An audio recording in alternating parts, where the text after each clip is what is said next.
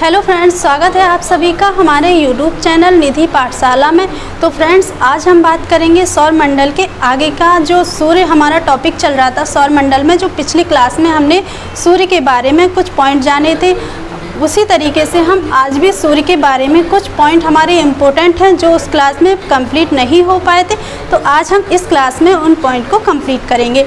ठीक है फ्रेंड्स, तो चलिए स्टार्ट करते हैं कि पहला पॉइंट देखेंगे, सूर्य में ऊर्जा का स्रोत क्या है।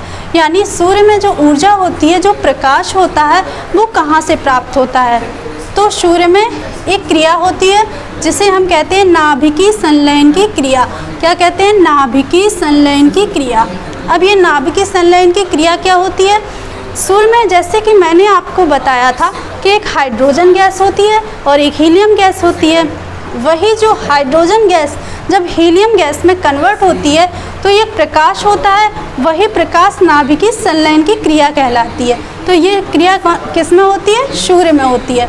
ठीक है फ्रेंड्स, नेक्स्ट पॉइंट देखेंगे, सूर्य की उम्र क्या है, यानी सूर्य की एज क्या है, सूर्य हमारा कितना पुराना है। तो हमारा आंसर क्या हो जाएगा? 5 बिलियन वर्ष, यानी 5 बिलियन वर्ष हमारा सूर्य पुराना है। ठीक है, नेक्स्ट पॉइंट देखेंगे, सूर्य के प्रकाश को पृथ्वी तक पहुंचने में कितना समय लगता है। यानी सूर्य का प्रकाश जो होता है ना, वो पृथ्वी तक पहुंचने में कितना समय लेता है। ये फ्रेंड्स, ये क्वेश्चन आपके एग्ज़ाम के लिए बहुत इम्पोर्टेंट है, कई बार ये आ चुका है। तो हमारा आंसर क्या हो जाएगा?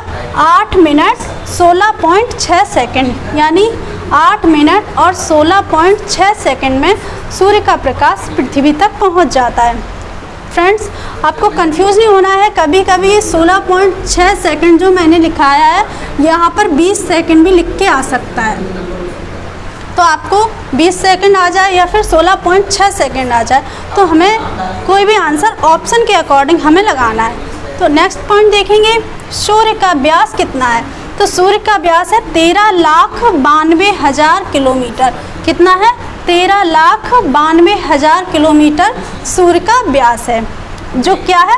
पृथ्वी के व्यास का लगभग 110 गुना है। यानी पृथ्वी के व्यास से भी ज़्यादा व्यास है इसका। कितने गुना? 13,92,000 किलोमीटर है, यानी 110 गुना है।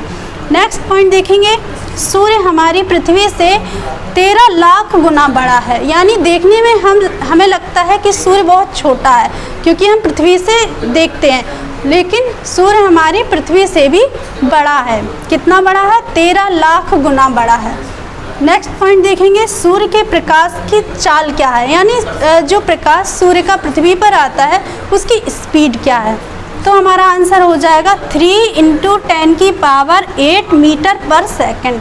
3 × 10⁸ मीटर पर सेकेंड ये क्या है? सूर्य के प्रकाश की स्पीड है। नेक्स्ट पॉइंट देखेंगे कि जो सूर्य की जो खगोलीय दूरी होती है, यानी बहुत सारे ग्रह होते हैं, उनकी दूरी को नापने के लिए हम कौन से मात्रक का यूज़ करते हैं। तो हमारा क्या मात्रक होता है खगोलीय दूरी को मापने का? प्रकाश वर्ष। यानी जो खगोलीय दूरी हम लोग नापते हैं वो प्रकाश वर्ष में नापी जाती है। ठीक है फ्रेंड्स, यहाँ से आप लोगों को बहुत बार कन्फ्यूजन होती है कि ये प्रकाश वर्ष को देख करके हम लोग आंसर लगाते हैं कि ये समय का मात्रक है, लेकिन नहीं, समय का मात्रक नहीं है, ये दूरी का मात्रक है। किसका मात्रक है? दूरी का मात्रक है। तो फ्रेंड्स, आई होप आपको ये टॉपिक समझ में आया होगा। अगर आपको कोई भी डाउट है तो आप लोग कमेंट सेक्शन में पूछ सकते हैं।